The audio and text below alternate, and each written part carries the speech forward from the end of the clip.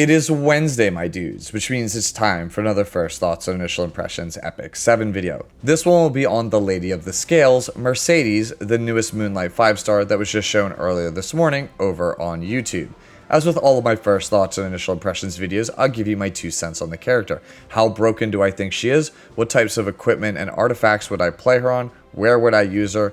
All of those things that you've come to expect from me in a First Thoughts and Initial Impressions video. Now, without any further ado, let's take a look at Mercedes' S3 animation. Speak, and let thy desire be known. For I am merciful, unworthy soul. Let your death burgeon this land. So you've chosen to defy a god. Your attitude, how irreverent. What an amazing looking skill 3 animation.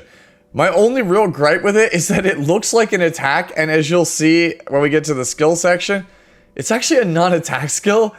So it's kind of like my expectation from what I see from the animation doesn't match up with the reality. So yeah, I think that's my only real complaint. As an aside, I know I've joked for years that Mercedes is Miss Mana Tanks. As her mana increases, so do other features. I mean, I guess this is what you get when you become a god. You look like this. You just become humongous, I guess. Anyways, moving on, in the English dub of Epic 7, the Lady of the Scales, as well as all versions of Mercedes, are voiced by Joy Osmansky. You can also hear her voice in Destiny 2, as well as the animated DC Universe show, Stargirl. Moving on to the Lady of the Scales stats, she is a light soul weaver of the Taurus zodiac symbol, which means she shares a stat line with Frida, Ahmed, Schneel, Ray, and Desert Jewel Basar. Taking a closer look at her stats, she has 694 attack, 655 defense, 4,855 health, 117 base speed, 15% critical hit chance, 150% critical hit damage, no starting effectiveness, and 30% starting effect resistance.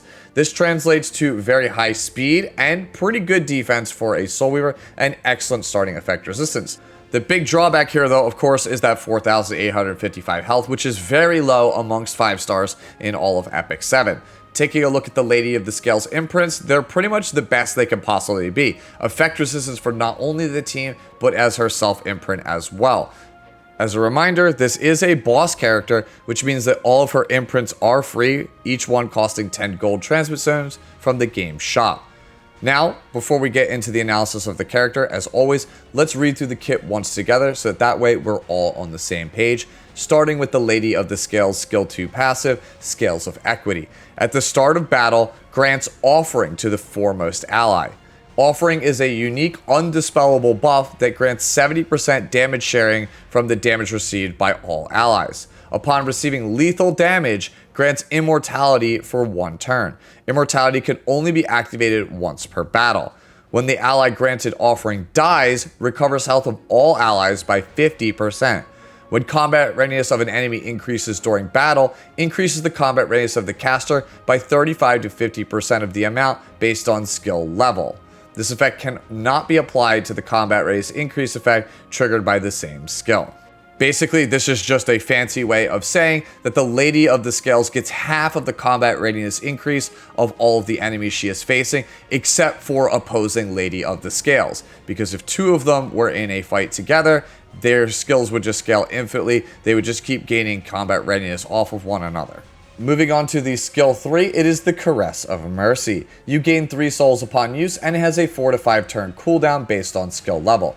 It is a non-attack skill that dispels all debuffs from all allies and increases the combat readiness of your team by between 15 and 25% based on skill level. As a drawback, this move consumes 20% of the current health of the ally that is granted Offering. But in exchange, it grants Abundance to all other allies for 2 turns. Abundance is a unique undispellable buff that says after attacking, inflicts 2,000 additional damage on the target. This is essentially Cascade that lasts twice as long, but only does half the damage. And finally, the Lady of the Scales basic attack skill, Divine Punishment. Attacks the enemy with Divine Lightning and has a 50 to 75% chance to inflict fear based on skill level for 1 turn, before recovering health of all allies proportional to the target's max health, not the Lady of the Scales max health. Soulburn effect for the cost of 10 souls, increases the effect chance of the fear to 100%, and changes the target to all enemies. This Soulburn does not trigger a dual attack. Now that you know the kit, let's talk about the character. And I mean, really talk about the character. The reason this video released so late on the day of the Lady of the Scales reveal is because I had something personal to attend to. That said, I did have access to my phone the entire time and also had a lot of downtime. So believe you me when I say I've seen some stuff said online about this character. And I have a lot of thoughts about the community's opinions here on this one. The Lady of the Scales is a broken unit, but it is not broken for the reasons that I see people keep highlighting. Right off the bat, I want to address the two most common sentiments that I've seen about this character online. Number one, this character is broken with Boss Arunca, and number two, Smilegate just keeps shoving this broken tank meta down our throats. For starters, Boss Arunca actually seems like hot garbage with this character. I could be wrong, of course, but on paper, there's no way I want to play these two characters together, ever. The skill 2 Scales of Equity gives the front slot character Offering, which gives them a 70% damage share as well as immortality for one turn. The 70% damage share is an absolute ton, which means that if your opponent tries to burst you at the start of battle, the person with Offering is going to soak up almost all of that damage. This is both a blessing and a curse. If your goal is to survive a cleave, the damage share along with a one-turn immortality is a godsend as it buys a massive amount of time. The 50% heal to the rest of Meru's team when the Offering character finally kicks the bucket is a slap to your face if you are the aggressor in this scenario. But against a standard player, I actually think this is pretty detrimental. Your opponent's Aureus holder only has 20% damage share, while yours has 70%, meaning yours will absolutely die way faster as all the damage is going to be funneled into that one specific character. Now back to the topic of Arunca. Do you all know why no one builds most Aureus Knights with ridiculous defense at say over 2,000 plus on average? It's because of how damage sharing works in this game. If I have a Fallen Cecilia on my team and an Abyssal Euphine with 2,000 plus defense and she takes a hit for say 5,000 damage, then Cecilia straight up eats 1,000 of that damage regardless of her defense. It's like she got hit for 1,000 true damage. That same attack that hit Abyssal Euphine might do say 10,000 or even 15,000 to a squishy character like Celine. That's going to end up being 2,000 to 3,000 damage to my Cecilia that she's just forced to eat because a squishier character took that damage. If you over-invest in defense, it becomes a worthless stat as the bulk of the damage that your Aureus Knight is taking is effectively true damage that they incur from damage sharing. Boss Arunca has the highest defense in the game, but slightly below average health for a knight. If you give her Offering, she's going to get absolutely shredded if your opponent has any amount of AoE, taking away her greatest strength. And that's that the damage she takes is drastically reduced due to that insane defense stat. You're basically letting your opponent dunk on you for free with true damage if you have both of these heroes in the same team. And you might be thinking, well, the one-turn immortality will at least buy me some time. They have to use single target attacks into me. Well, Boss Arunca CR pushes herself. It's going to last even less time than the average character would have with the immortality. This leads us to the second point, that we're in a broken tank meta. I know there's this sentiment that we're in a great tank meta, but I don't really feel like that's the case. This is the part where a lot of my haters will probably say things like, oh, but Sue always says this, he's a turn 2 player.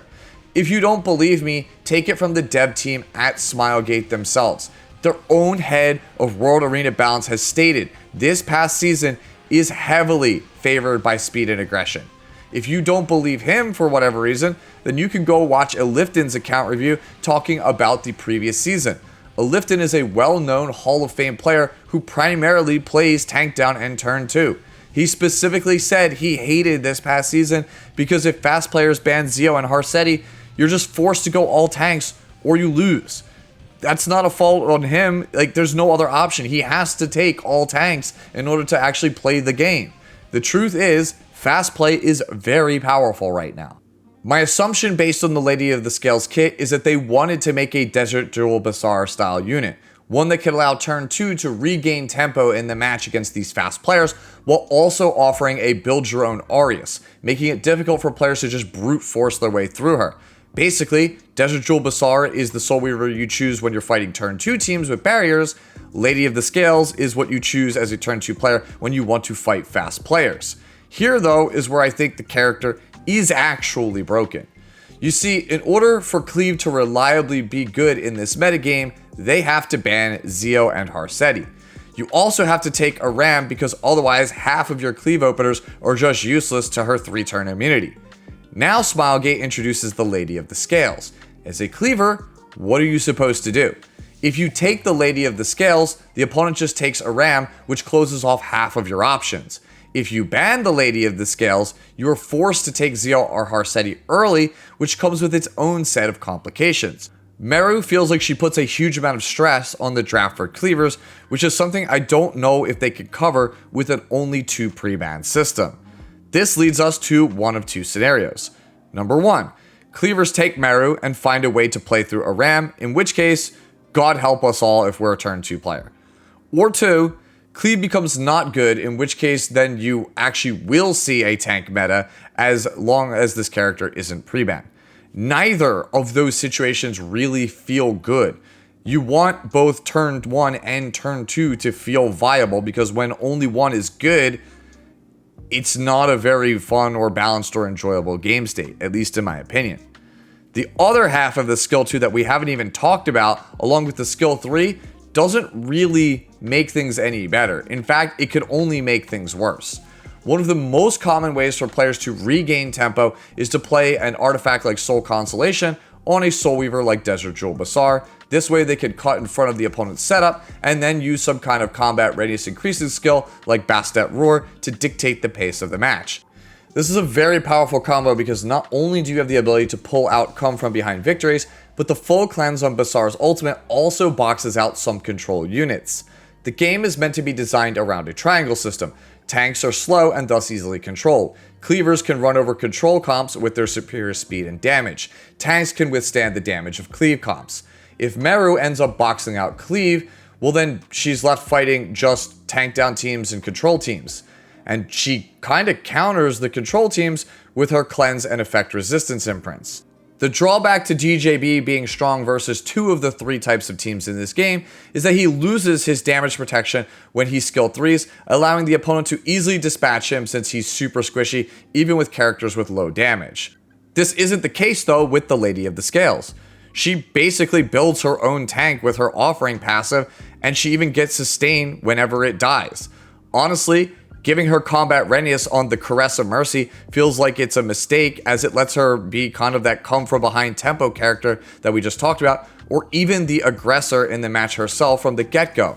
And that's probably the avenue that fast players will take with her.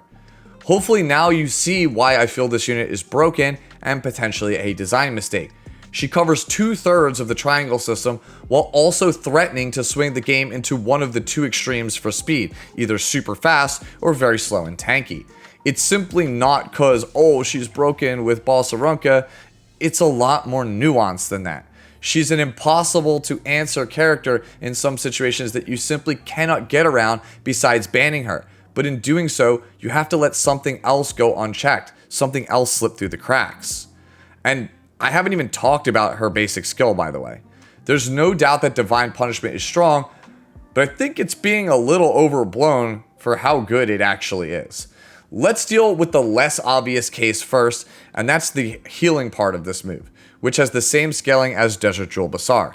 It looks great on paper, but it scales off of the target's max health, meaning it's probably not really going to be healing that much unless it actually targets a tanky unit. And if you're targeting a tanky unit, you're probably passing up on fearing a target you might actually need to disable. Next, I want to talk about Fear. There is no doubt that Fear is a very strong debuff, but I think many of you aren't really understanding what makes Mort's Fear so terrifying. It's that it's 2 turns and it ignores effect resistance. This Fear is on a 0% base effectiveness hero, and it can be resisted. It's also only 1 turn, meaning more than half the time, This debuff is cosmetic. Is it good? Yeah. Can it win games? Sure. But I don't think it's like better than soul burning a lone wolf Payra's skill 1 when she's on a stacked Uberius Tooth. Immunity is everywhere nowadays, so there's a pretty good chance this soul burn doesn't even really do anything until later on in the match, making it only good in long drawn out games. And like I said earlier, I don't even know if Meru is particularly good in said long drawn out games. She gives a ridiculous 70% damage share to her frontliner, which basically gets them killed in 2 rotations. I think the thing that has me most excited about this skill 1 is playing her on counter set, if I'm being honest. It's a great basic attack skill, don't get me wrong, but let's not act like it's the best part of her kit. If we're being honest, it's probably the worst part. Anyways, to wrap up, let's talk about builds for a bit. Since there are many parallels to Desert Jewel Basar in her kit, I think building her very similar to him is going to pretty much be the way that you're going to want to try to build her at first, meaning either a speed set or a counter set build. For speed set, you're going to be playing her with some kind of 2-piece offset like immunity or resistance. And you're going to want to build her reasonably fast, say 260 speed or faster. And you're going to want 200% effect resistance or higher. And after that, try to get as much bulk as possible. Say maybe 14 to 1500 defense and 15k HP. You'll probably play this build on Soul Consolation in case you get cut in front of. Otherwise, you should probably consider something like maybe Spotted Mouse Hair Tie to get souls if you really desire the ability to use the soul burn. Oh, also, Cure All Magic Wand, which is up right now, is just a generically good all-around option in case you're not sure. For the counter set build, it's going to be the same 2-piece offset. Cure All Magic Wand is still a great generic option here, but Celestine and Shamadra Staff become other great options to consider. Personally, I really like Shamadra Staff here because it gives you another 20% effect resistance to your entire team, which when you combine it with Meru's team imprint, gives a ton of value. You could very easily draft this character alongside of Empyrean Illinev, Bellion, and even like Disciplinary Prefect Arya and make your team nearly impossible to debuff. As for my final thoughts on the character, no matter who you are, if you are serious about PvP, I think you owe it to yourself to grab the Lady of the Scales. If you're a turn 1 player, I think this is going to be the anchor that you must steal from your opponent in most scenarios, as you simply won't be able to beat the 70% damage share, immortality, and bonus healing that it gives. And if you're a turn 2 player, this hero will most likely be your saving grace, so skipping her feels incredibly bad. Only time will tell which is more overloaded, her kit or her massive mana tanks. And those are my thoughts on the Lady of the Scales. But now I want to hear from you. How do you feel about the newest version of Mercedes? Let me know down in the comment section below. And as always, enjoy the rest of your day, the rest of your week, and I'll catch you in the next one. Later now.